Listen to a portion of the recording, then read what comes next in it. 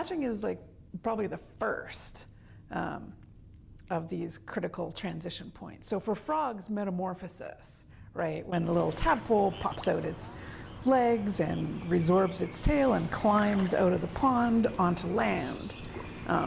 That's another critical transition point.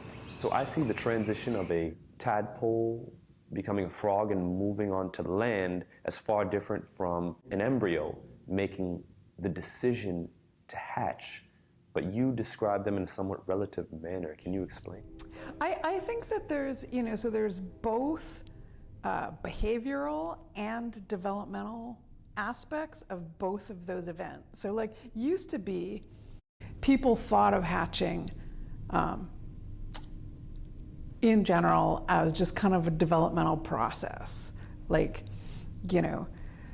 you have like a ball of cells, or you have like a cell and it divides and it becomes a ball of cells, and like cells move around and it starts to get a structure, and at some point like it gets a heartbeat, and it gets eyes, and it gets like these structures, and at some point it like gets out of the egg, right? And so it was,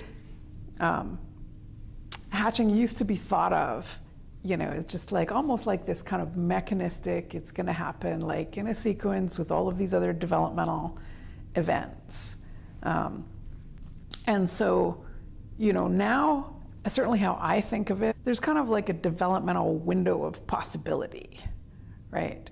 Where during that time, the little animal can make a behavioral decision. And for our frogs, it's very clear that they like do certain things, and that like breaks them out of their egg. And if they don't do that behavior, they don't, the egg doesn't just like fall apart and let them out, right? So they have to do the behavior to get out. And there are other kinds of embryos that like are like that too. If they don't do the behavior, they'll never come out. They could just die in their egg. So it's as though the evolution of the organism or individual's life is determined by its behavior. The behavior in the species that we study, right, in red-eyed tree frogs, when it moves from one life stage to the next depends on what that embryo decides to do.